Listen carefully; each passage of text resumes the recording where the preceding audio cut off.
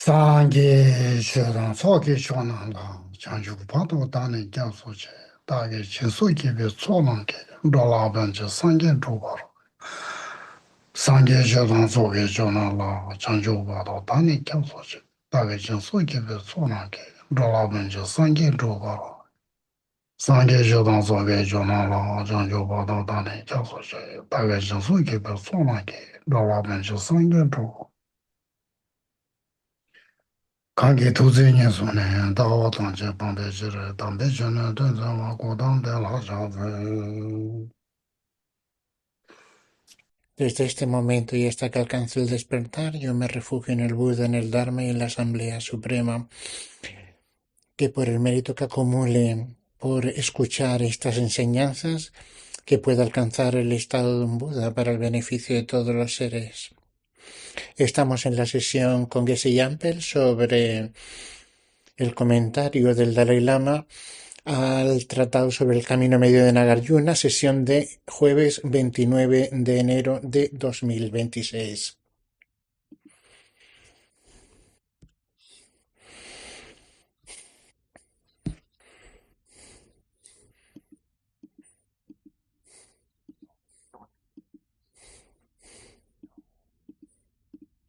Estamos en la página 26. Refutar las objeciones, porque estas objeciones se van a presentar por ciertos oponentes a Nagarjuna. Podemos ver que el primer oponente va a ser los Vaibhasikas y Sautránticas. Entonces ellos presentan algunas preguntas. Aquí el principal retador, Nagarjuna, cuando compone su texto, no está claro para los esvatántricas o solamente existen en aquel momento. Determinar que los del camino medio, los madhyamikas, son el nombre. Y si el camino medio existía en aquel momento.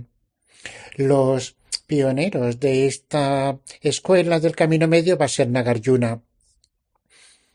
Podemos ver que 100 años después de que el Buda alcanzara el parinirvana, el Mahayana declinó hasta casi el punto de dejar de existir en aquel momento.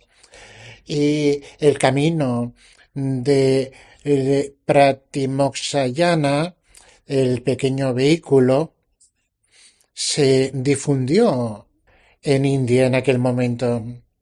Entonces estas escuelas del vehículo de la liberación individual, tanto vaibhásica como sautrántica, estaban completamente desarrolladas en aquella época, al contrario de las enseñanzas mahayana, que eran prácticamente imperceptibles en aquella época. Esto es por lo que 400 años después de que el Buda alcanzara el parinirvana, Nagarjuna explicó el Mahayana, especialmente a través de el Madhyamaka. Las demás escuelas se quedaron realmente sorprendidos. ¿Cómo? Y entonces por eso es por lo que estas escuelas inferiores, tanto la Sautrántica como la Vaibhásika, en el momento en el que Nagarjuna empezó a revivir y a explicar el Mahayana, se presentaron para hacerle muchas preguntas.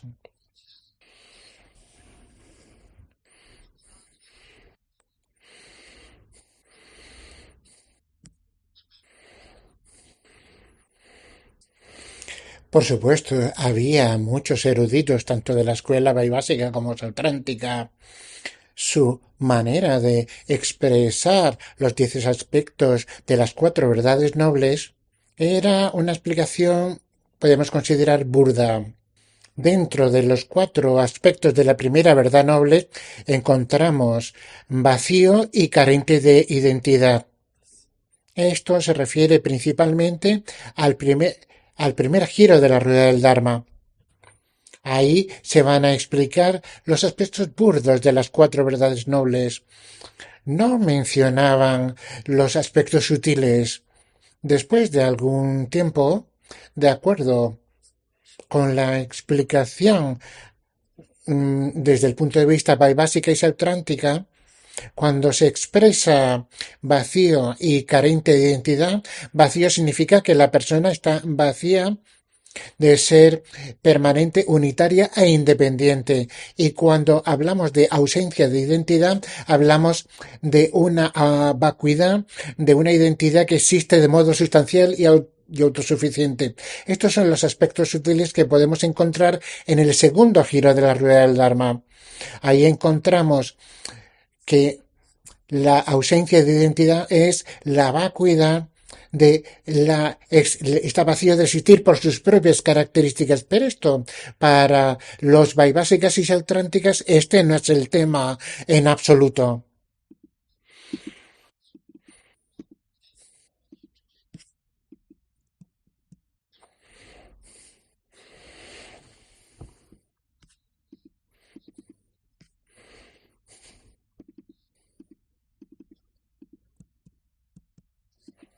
Entonces, de acuerdo con el segundo giro de la rueda del Dharma, es lo que Nagarjuna explica profundamente y habla de que todos los fenómenos están vacíos de existir de modo inherente. Esta es la explicación más sutil de las cuatro verdades nobles. Para la vaibhásica y sautántica, esto es está mucho más allá de su comprensión. Esto es por lo que quieren debatir con Nagarjuna. Ellos dicen que nada, cuando dicen nada existe inherentemente, cuando se les dice a estas escuelas, dicen esto no existe en absoluto.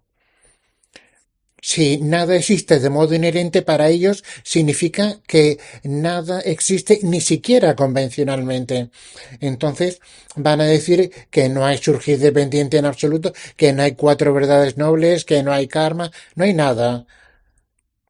Este es el tipo de pensamientos que van a tener los vaibhásicas y exultantes. Por eso es por lo que debaten con Nagarjuna. Para ellos, la afirmación de Nagarjuna de que nada existe de modo inherente o de modo verdadero significa que no existe en absoluto, ni siquiera convencionalmente.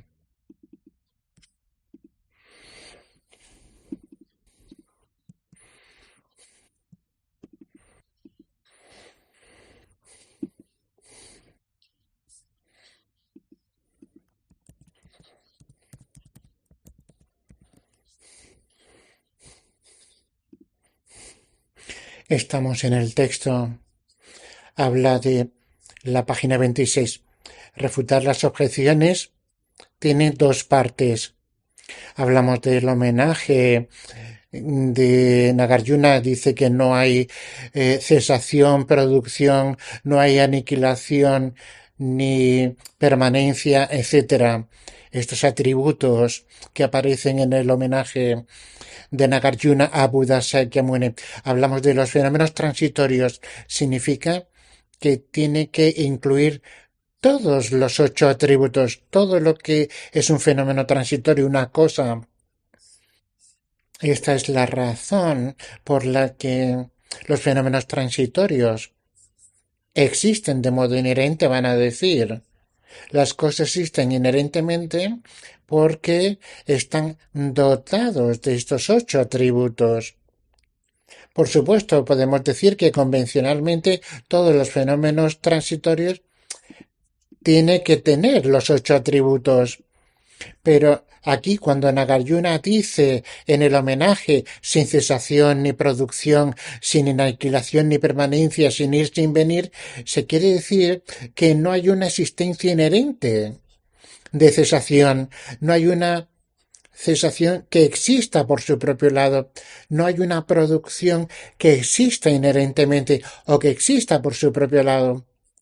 Por supuesto, nunca dijo que cesación o producción no van a existir convencionalmente. Eso no lo dijo nunca Nagarjuna. Va a decir que si y ellos no es que si no existen inherentemente no existen en absoluto. No.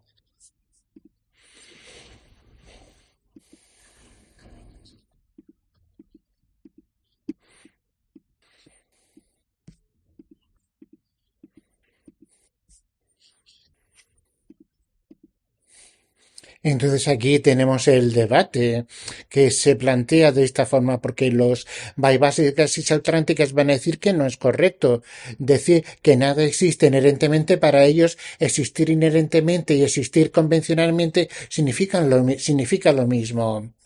Dicen que si existe, tiene que existir inherentemente, pero para nosotros, para nuestra escuela, existir y existir inherentemente no es lo mismo. Si existe, no puede existir inherentemente. Por lo tanto, que la existencia inherente no existe ni siquiera convencionalmente. Cuando decimos que nada existe inherentemente, por supuesto, nunca vamos a decir que no existe convencionalmente, porque no es lo mismo cuando decimos que las cosas están vacías de existencia inherente, no decimos que están vacíos de existencia, no, ese no es el punto.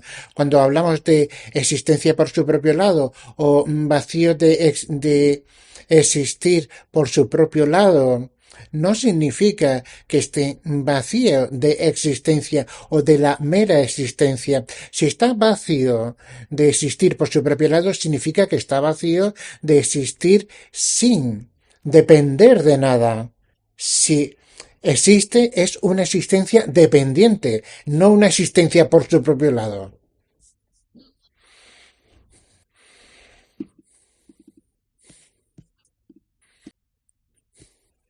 Entonces nos encontramos con dos objeciones. Aquí dice refutar las objeciones al hecho de que cesación y demás atributos no están establecidos de modo inherente.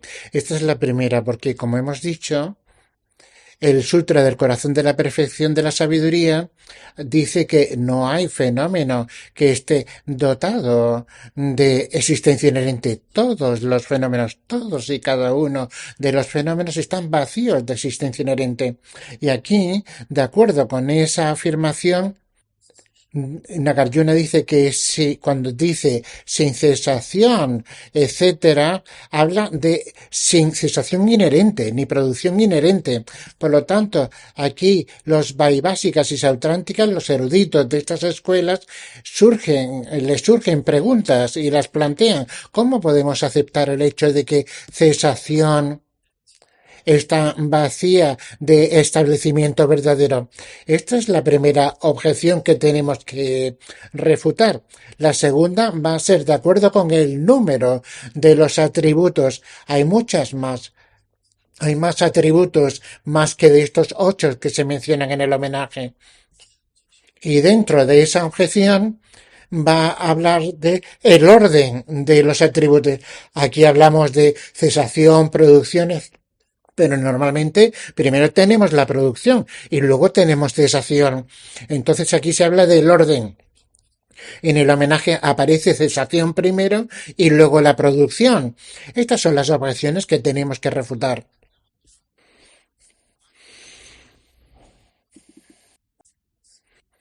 Es importante que nos esforcemos de entender estos puntos. Si no los entendéis, por favor, sentiros libres de aclarar, de que se aclaren, porque Seyamper quiere que todo esto quede muy claro aquí. Habla del gran comentario del Amazon Kappa sobre el tratado El Camino Medio. Dice, supongamos que alguien argumentara lo siguiente.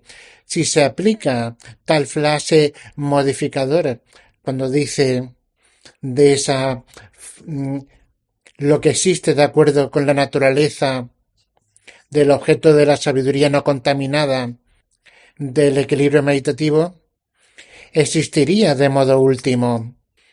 Esto sería inconsistente con el hecho de que la verdad última existe desde esa perspectiva.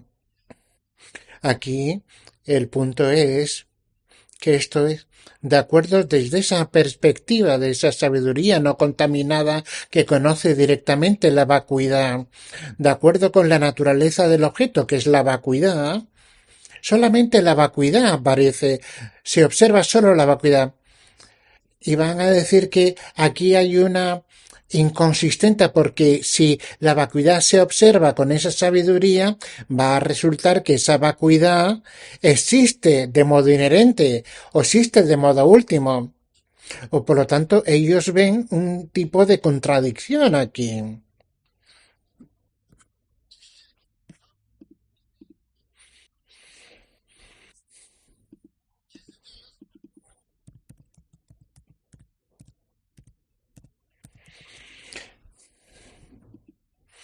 O sea, de acuerdo de esta perspectiva, dentro de esa perspectiva, si cesación, producción, o sea, los ocho tributos se observaran, significaría que están establecidos de modo último, porque esa sabiduría conoce la realidad tal como es la vacuidad. Su objeto es sólo la verdad última.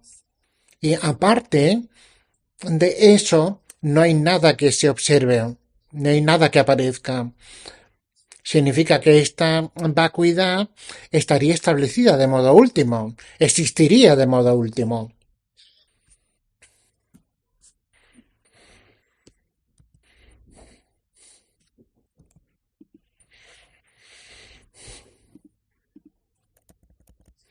Sigue diciendo, además, desde la perspectiva de esa sabiduría, dado que existe una realidad imperecedera, existe la permanencia.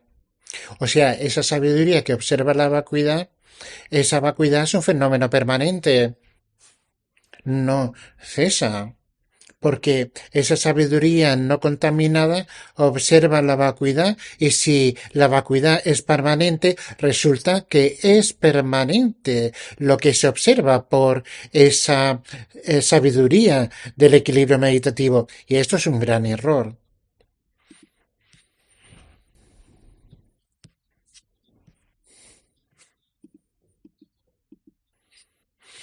Continúa el texto. Tam- También existe igualdad y diferencia y aniquilación de los estados mentales afligidos. Por lo tanto, hay aniquilación. Por lo tanto, es inadecuado decir que no existe desde la perspectiva, porque es una característica del surgir dependiente.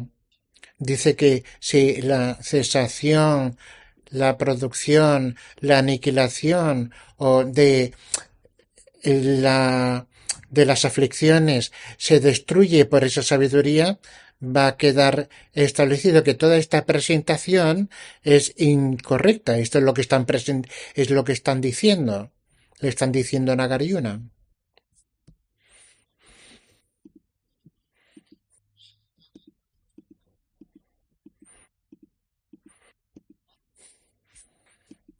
Por lo tanto, es inconsistente hablar de ausencia de producción y cesación, etcétera, porque si ves la vacuidad y la vacuidad es permanente, esto es por lo que hay permanencia. Y los atributos también, estas ocho características. Por lo tanto, dicen que es incorrecto que el surgir dependiente está vacío. Un punto muy concreto van a decir que esa sabiduría que no contaminada del equilibrio mental que conoce la vacuidad tiene como su objeto la vacuidad. Por lo tanto, hay vacuidad desde esa perspectiva. Dicen que si hay vacuidad, para ellos, si existe, tiene que existir inherentemente. Por lo tanto, dicen que la vacuidad se percibe, existe desde esa perspectiva inherentemente, existe de modo verdadero. Es desde la perspectiva de esa sabiduría no contaminada del equilibrio meditativo que conoce la realidad tal como es.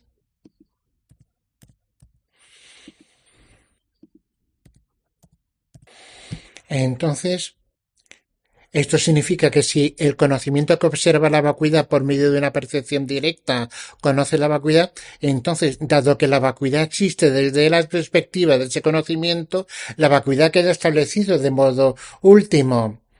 Entonces, hay dos significados de último.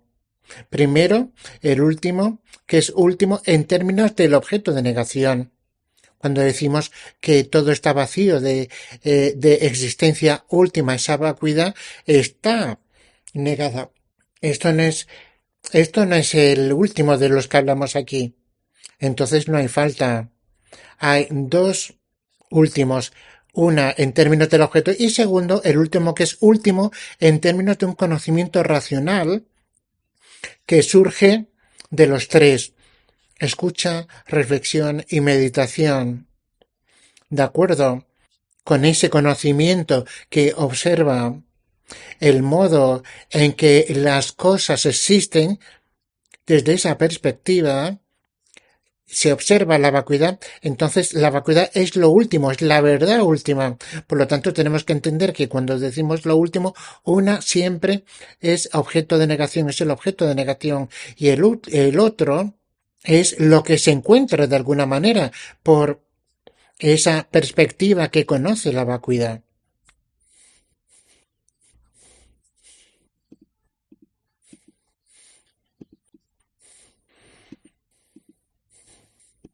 Estamos en la página 27.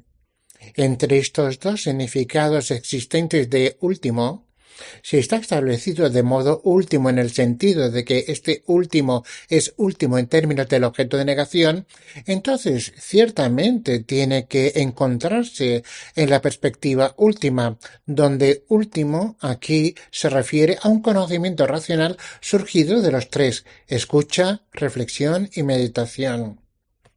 Estos ocho atributos, si existieran por su propio lado o estuvieran establecidos de modo verdadero, existieran inherentemente, deberían ser percibidos por este conocimiento analítico que surge de la escucha, la reflexión y la meditación. Cuando hablamos de la sabiduría que surge de la escucha, por ejemplo, hablamos del conocimiento inferencial, que surge de la escucha, de la reflexión o el conocimiento subsiguiente que surge de la meditación. Estas son sabidurías y tienen que buscar la naturaleza verdadera. Si estos ocho atributos existieran de modo verdadero, entonces serían percibidos, serían conocidos por estos conocimientos. Y ese no es el caso en absoluto. Estas sabidurías que surgen de la escucha, reflexión, meditación, que analiza el modo de existir de los fenómenos, no perciben en absoluto esta cesación, producción. Por lo tanto, no son objetos de ese modo de percepción estos ocho.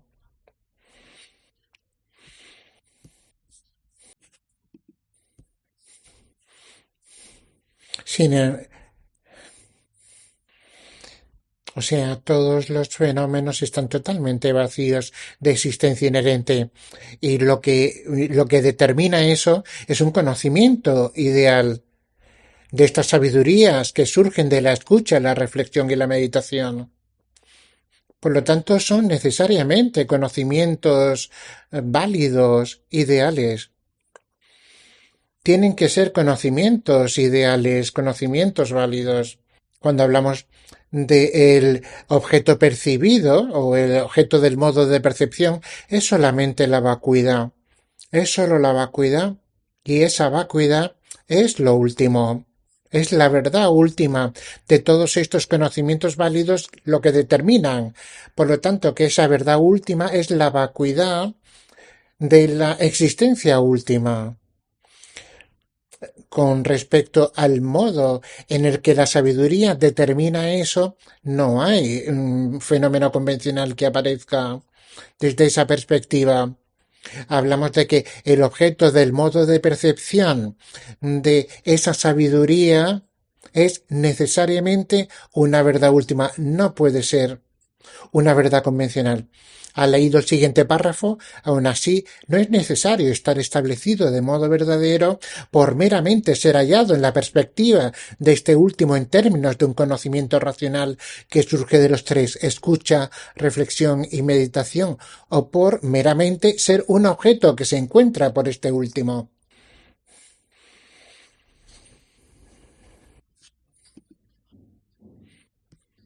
Resumen. Si algo se encuentra como resultado de un análisis mediante el conocimiento racional, no es necesario encontrar el objeto buscado en sí. Esto es aquí es un punto muy importante, porque estos 8 atributos, cesación, producción, etcétera, porque si los buscamos, realmente no los vamos a encontrar. Si realmente buscamos lo que es una flor o el objeto flor, si lo busco, es imposible poder encontrarlo. Por lo tanto, si busco lo que es realmente una flor, no encuentro nada. Si lo busco, no lo encuentro, por lo tanto, si no analizo, lo encuentro. Cuando digo mi cuerpo, podemos buscar lo que es el cuerpo. Significa, pero realmente, lo que significa realmente el cuerpo, no voy a encontrar, pero si no analizo, lo voy a encontrar. Y voy a decir mi cuerpo está aquí, o mi mente que depende del cuerpo, yo dependo de mi cuerpo. Esto es si no se analiza la manera en la que existen las cosas. Lo podemos encontrar todo, pero si buscamos la naturaleza, el modo último de existencia de las cosas, no encontramos nada. Ese es el punto que se está poniendo de manifiesto aquí.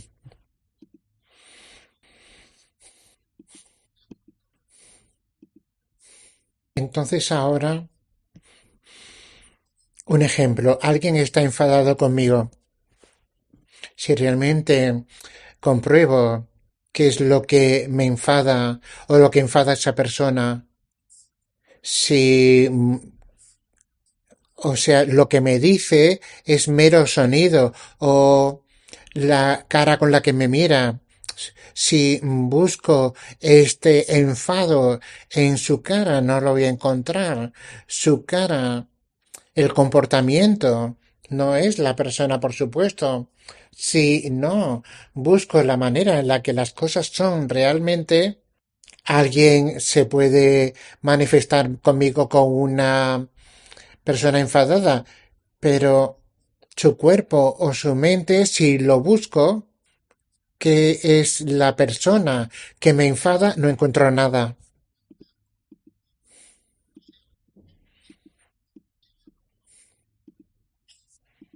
Entonces, este es el punto aquí que aparece en el texto.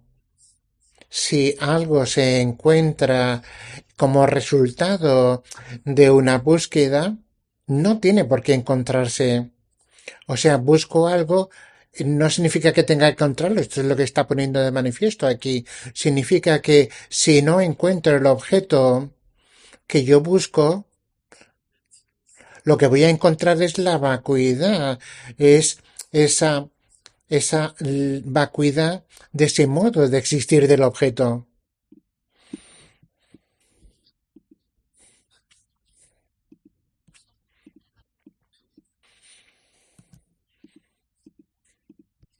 Es lo mismo con los 8 atributos si los busco.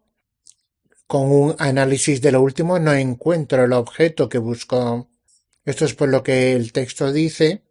Si el conocimiento racional, el objeto no, no tiene por qué ser encontrado. Si busco algo, no lo encuentro. Lo que encuentro es su vacuidad. Por lo tanto, estos 8 atributos no se pueden encontrar. Con el conocimiento racional lo que se encuentra es su vacuidad de existencia inherente. Esto es muy importante.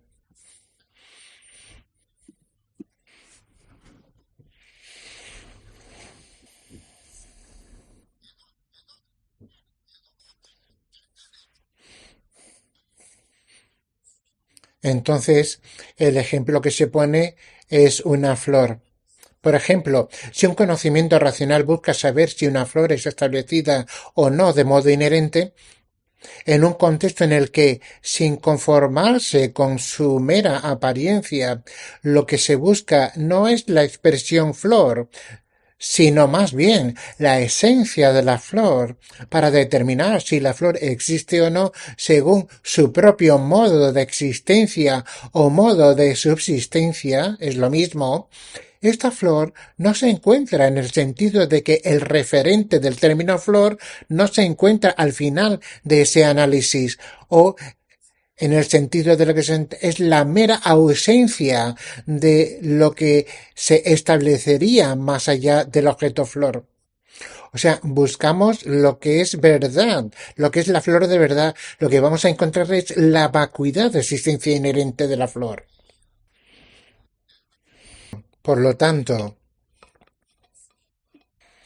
cuando lo último, que es lo último en términos del conocimiento racional, lleva a cabo una búsqueda como la búsqueda de una flor, o sea, busco la flor que existe de verdad. Si la encontrara basándose en esa investigación, entonces la flor quedaría establecida de modo verdadero, porque la ha encontrado su verdadera naturaleza. Pero como no se encuentra por medio de tal búsqueda, lo que se encuentra es el modo de existir de la flor. Este es exactamente el punto aquí. Si busco la flor y porque no me satisface el mero nombre, sino que busco la flor real, la auténtica.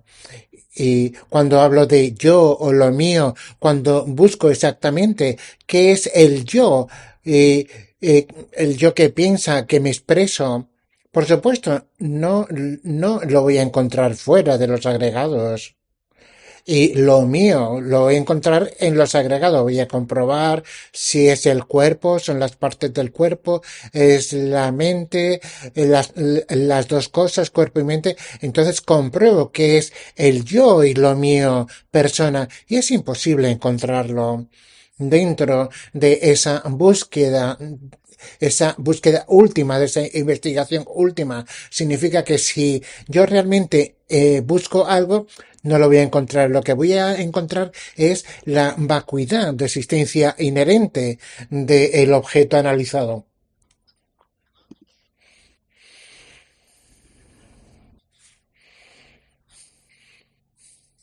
El texto dice que si no nos satisface la mera apariencia, todo lo que aparece, si no dejamos a las cosas al nivel de las meras apariencias, si realmente buscamos lo que está detrás de la mera apariencia, no se encuentra nada. Y así Ampel dice, intento veros a todos, pero lo que veo son vuestras caras, no veo vuestras mentes, pero sois la cara que estoy viendo. Si busco la persona, si la persona fuera solamente la cara, no es posible. No podemos encontrar nada que exista como aparece. Todo lo que aparece, todo lo que se nos aparece como existiendo de modo verdadero. Y si comprobamos son estos fenómenos existiendo en exactamente del modo en el que aparecen, ese no es nunca el caso, que las cosas existan del modo en el que aparecen.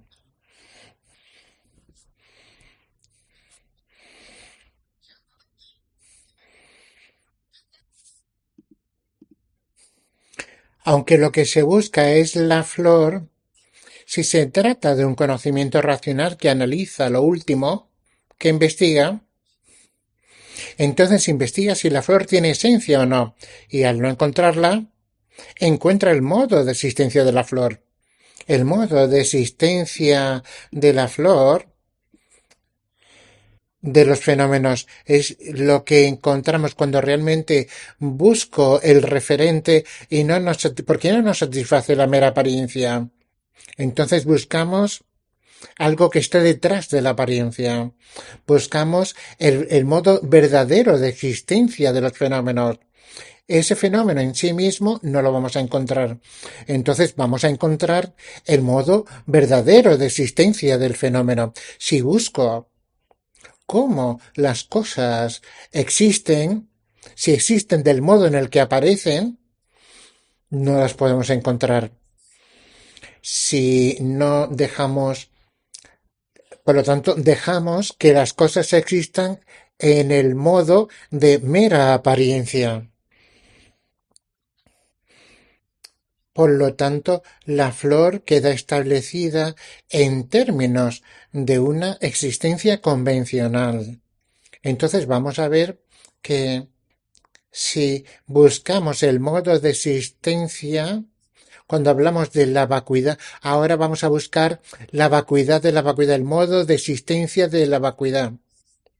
Dice, por lo tanto, lo que se denomina el modo de existencia de la flor, aparte del hecho de que meramente establecida en términos convencionales, no establecida de modo verdadera, porque si, entonces ahora lo que vamos a encontrar es el modo de existencia de la vacuidad, que es la vacuidad de la vacuidad. Estamos en el último párrafo antes de la página 28. Estamos buscando la referencia del modo de existencia. Por lo tanto, depende del objeto, del fenómeno cualificado por ese modo de existencia. Por lo tanto, que se Yampel dice que muchos de nosotros hemos escuchado esa expresión, la vacuidad de la vacuidad. Si realmente busco la naturaleza verdadera de la vacuidad, vamos a encontrar también su vacuidad.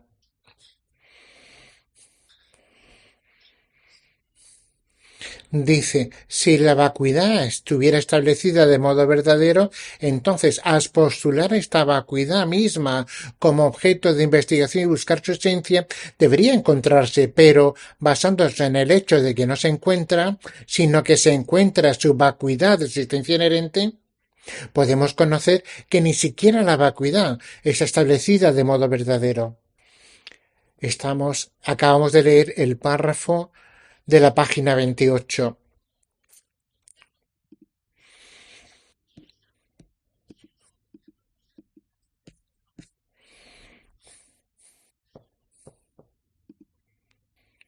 Entonces esta vacuidad, que es muy importante, si buscamos a esa vacuidad tampoco la vamos a encontrar. De modo general existe, los 8 atributos existen, tienen que estar ahí para que podamos hablar de los fenómenos compuestos, de los fenómenos condicionados. Si no hay producción, cesación, ¿cómo podemos hablar de los fenómenos compuestos? Es lo mismo con nuestro cuerpo. Depende de muchas partes. Si buscamos el cuerpo, no lo vamos a encontrar. Encontramos sus partes. Es lo mismo con los fenómenos compuestos. Cualquier fenómeno compuesto, si lo busco, ¿cómo lo vamos a poder encontrar? No vamos a encontrar tampoco sus atributos, como hemos dicho esto, para el enfado. Si me enfado con un apego muy poderoso, si surge en mi mente, yo compruebo qué es lo que puede producir, cuál es el objeto del enfado o del apego y lo compruebo. Si realmente quiero encontrarlo, no lo voy a encontrar. Significa que aparte de todos estos pensamientos, este proceso mental que sucede en nuestra mente, no hay nada más que se pueda encontrar, no hay objeto de apego, no hay objeto del enfado que pueda estar ahí por su propio lado.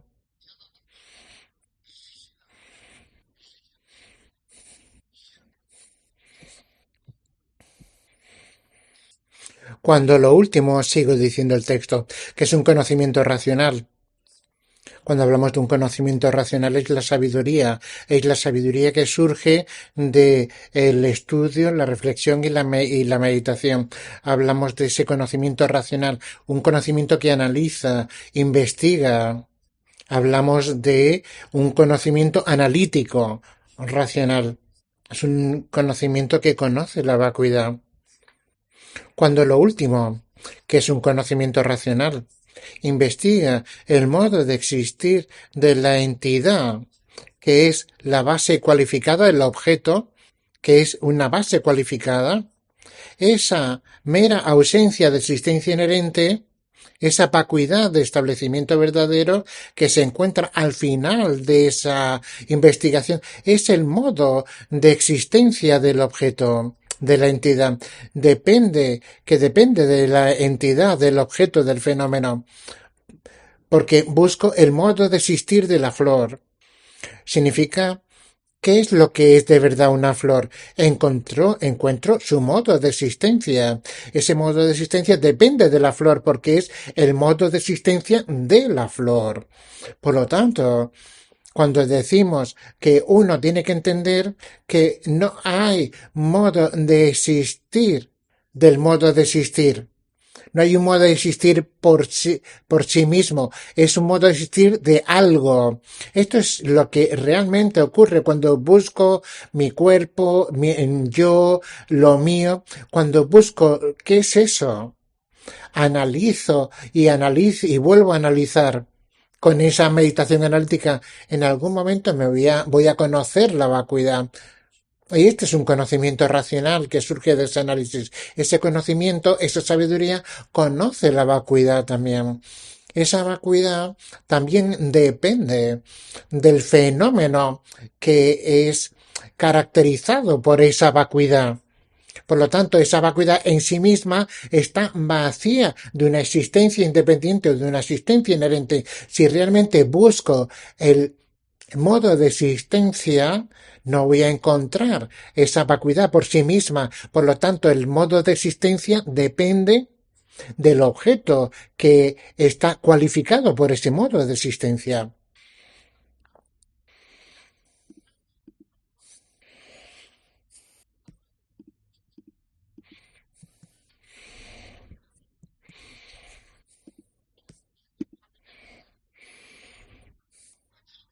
Ahora el texto va a hablar de el objeto de las elaboraciones conceptuales.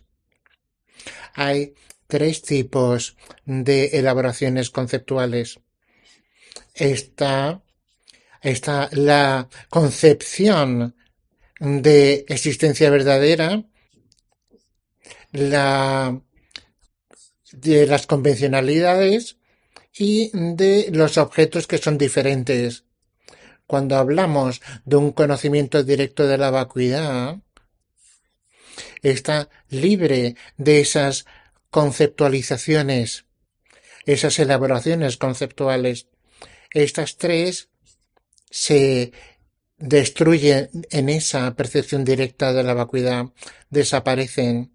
Cuando buscamos la manera en la que los esencialistas, o sea, vaibhásicas y sautránticas, y también los chitamatrins y madhyamikas vatántrica explican estos 8 objetos de elaboraciones conceptuales.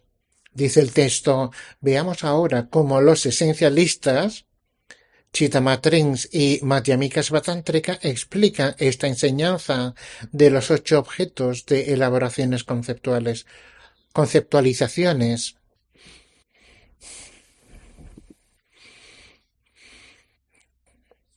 Entonces todas las escuelas menos la Prasangika van a decir, tal como dice el Dalai Lama, dice que todos percibimos todos los fenómenos como existentes por el lado del objeto y el hecho de que existan por el lado del objeto tal y como los percibimos es la prueba de que nacimiento, vejez, etcétera, producción, cesación, etcétera, todos los atributos y muchos más, para ellos la prueba de que existen inherentemente es que nosotros los percibimos de esa manera.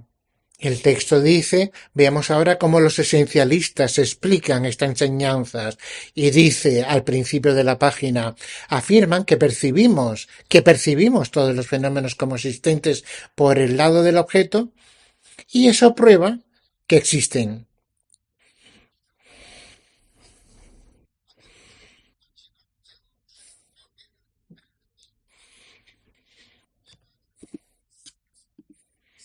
Entonces podemos explicar el ejemplo, por ejemplo, a veces a los niños les gustan hacer bromas Le ponen una serpiente de goma y en el suelo y asustan a la gente, pero no es una serpiente en absoluto, es un juguete, pero aún así como aparece de modo erróneo como siendo una serpiente, la gente se asusta. Cuando miro más de cerca, veo que es una cosa de plástico, no hay serpiente en absoluto. Por lo tanto, así es como salgo del susto que me he pegado por la broma del niño. Esto muestra que las cosas aparecen de una manera pero existen de otra manera, de una manera opuesta. Podemos decir que estos principios filosóficos, que las cosas existen, aparecen como existiendo inherentemente, aparecen de esta manera, pero su modo de existencia es completamente lo contrario, están completamente vacíos de existencia inherente. Entonces, si realmente nos damos cuenta y conocemos eso, no va a haber oportunidad para que surjan, para que se produzcan aflicciones en nuestra mente. Podemos estar liberados, podemos liberarnos de todas nuestras mentes afligidas.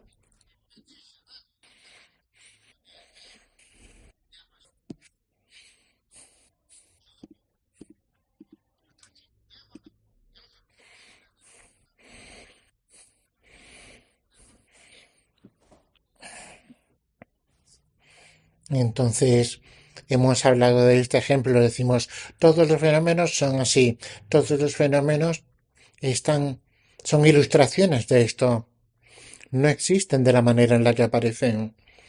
Entonces aparecen, hay una apariencia equivocada.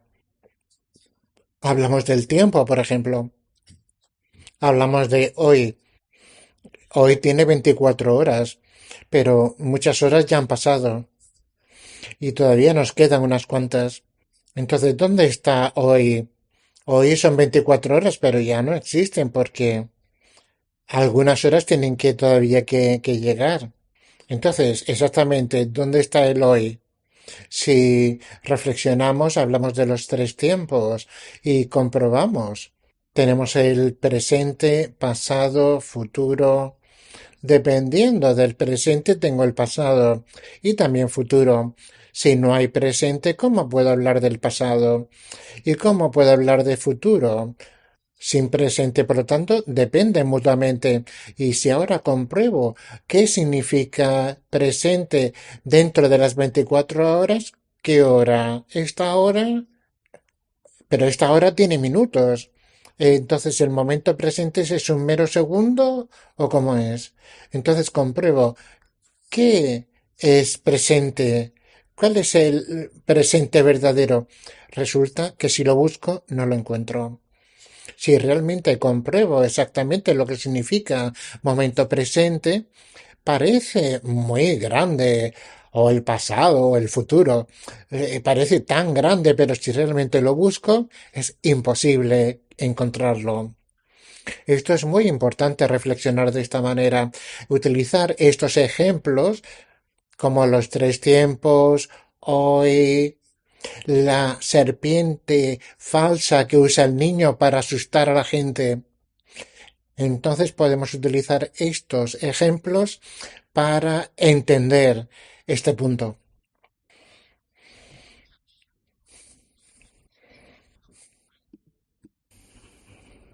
Entonces, todas las escuelas menos la prasanguica nos dicen que si ese no fuera el caso, que las cosas existieran inherentemente sin existir por el lado del objeto, los fenómenos serían como invenciones.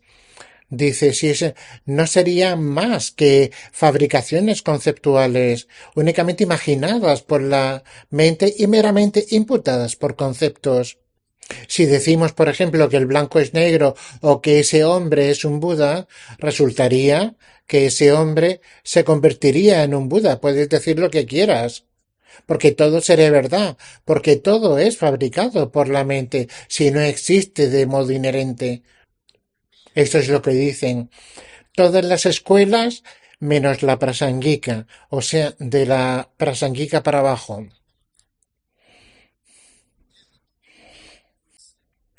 Nosotros decimos que las cosas existen como mera apariencia.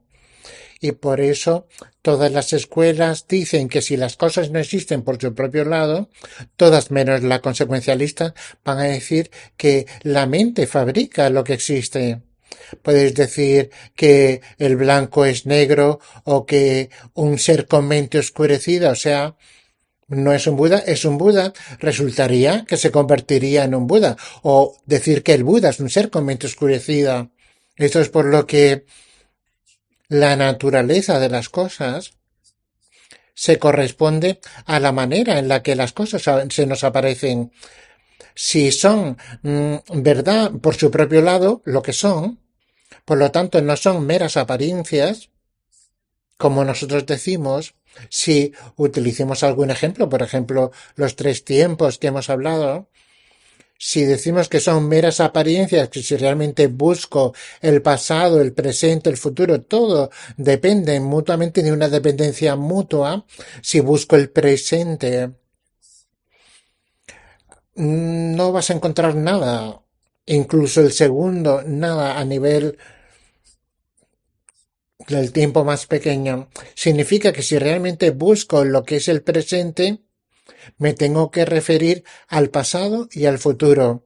Y es lo mismo para los demás tiempos. El pasado depende del presente, por lo tanto hay una dependencia mutua entre ellos. Esto significa que no existen por su propio lado. Significa que son imputados por la mente.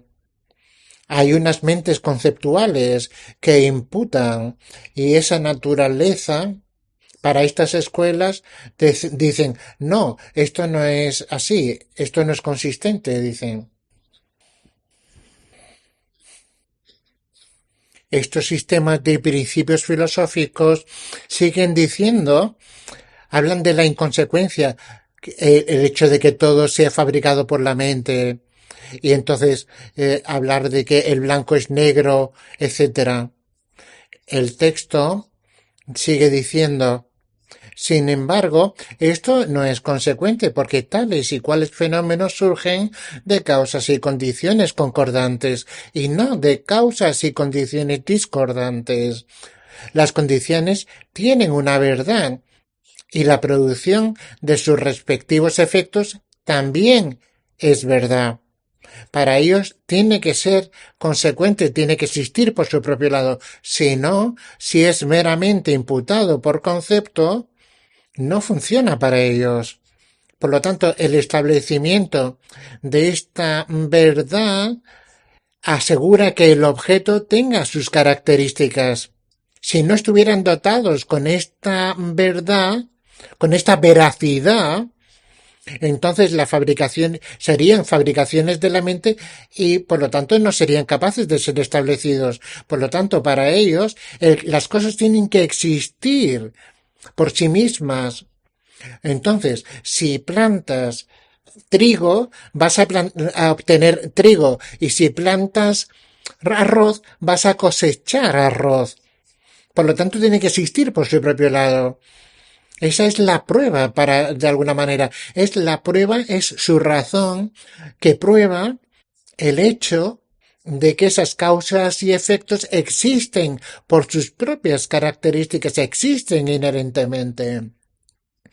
Van a decir que si fueran meramente fabricadas por la mente, podrían fabricar cualquier cosa. Esta es su prueba principal para que ellos digan que las cosas existen de modo último o inherentemente.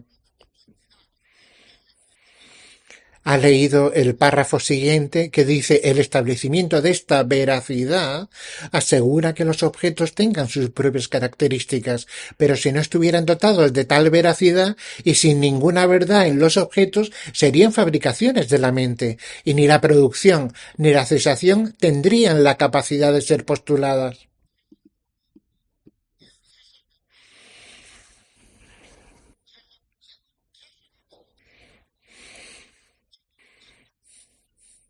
Esa es su prueba, pero eso no prueba nada. Vamos a decir, hablamos de la existencia del lado del objeto, que es la prueba principal. que las características se pueden establecer porque existen por el lado del objeto. Estos 8 atributos, cuando decimos aquí, vamos a contestar que estos 8, el probando mismo, o sea, el objeto que tiene que ser probado, por ejemplo, el brote que existe de modo inherente,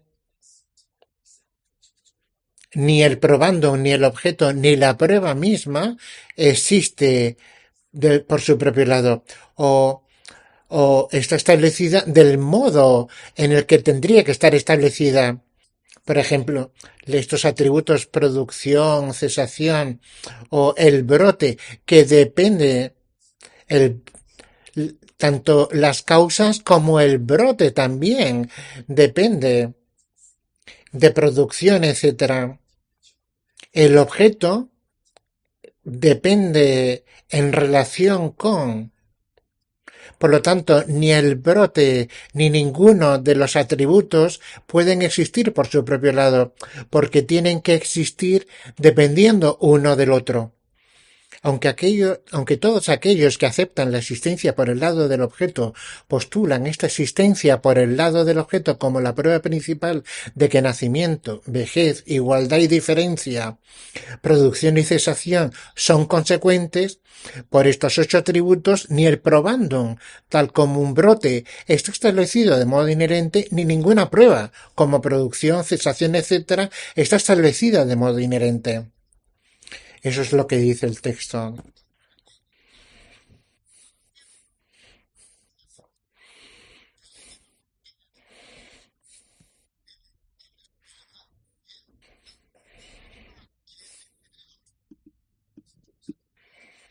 Esto, cuando hablamos de un brote, podemos hablar del cuerpo.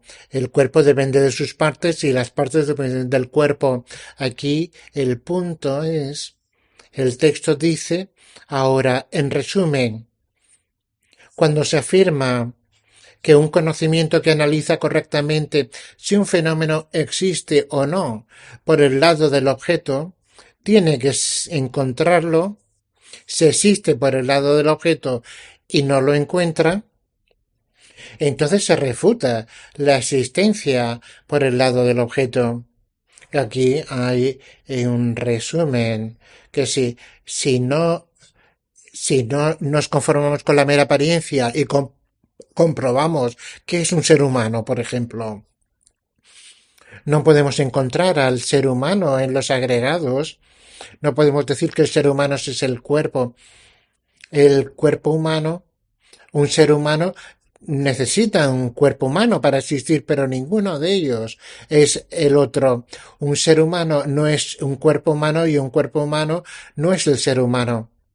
La mente humana, el cuerpo humano se necesitan mutuamente. Por lo tanto, un ser humano no es el cuerpo o su mente. Entonces depende mutuamente. Significa que si realmente busco que es un ser humano, no se puede encontrar. Si no nos satisfacemos con la mera apariencia, por eso dice, por eso dice que si hay que encontrar si existe por el lado del objeto y no lo encuentra, entonces se refuta la existencia por el lado del objeto.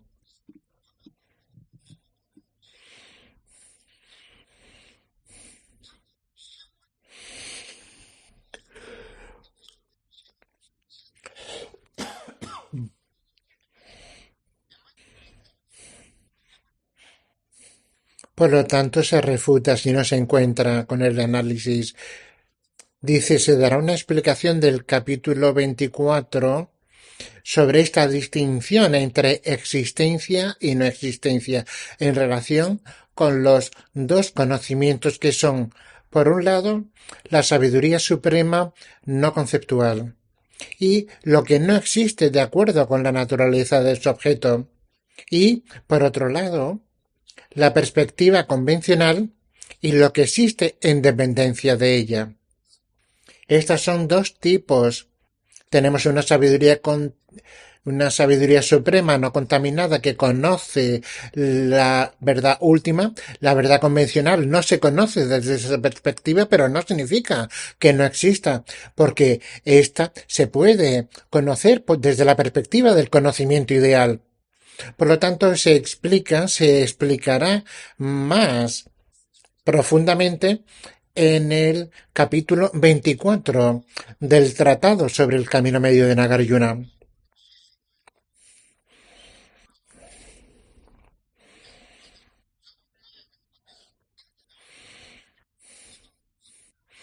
Aquí hemos visto en esta parte del texto el Buda explica en los sutras de la perfección de la sabiduría. Nagarjuna confirma lo que se dice en el homenaje. No existe cesación, producción, etc. a nivel último. Para eliminar las objeciones con respecto a este punto, este es el punto principal de esta parte del texto. Y ahora vamos, en segundo lugar, a refutar las objeciones relativas a su número y orden de estos 8.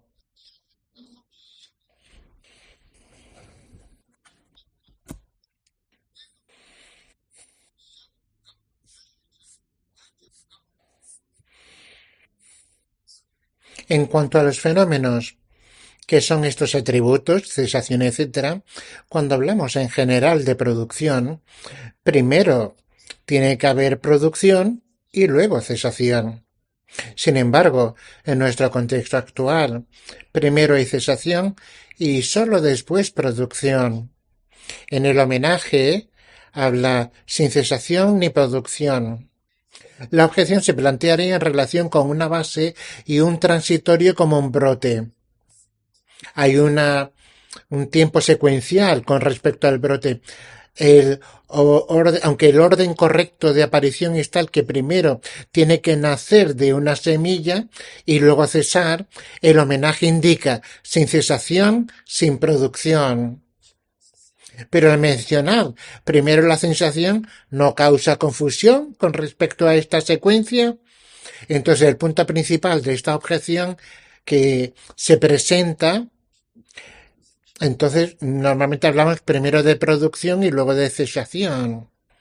Pero en el homenaje tenemos primero cesación y luego producción.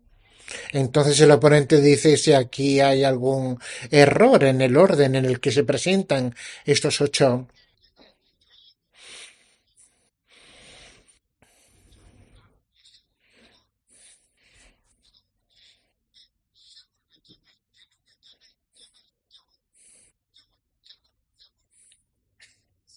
La pregunta es sobre la secuencia. Dice, no hay ningún error, ya que aquí no se debate la producción y la cesación convencionales, sino más bien si producción y cesación fueran inherentes a la naturaleza verdadera de una entidad, tal como un brote o una flor.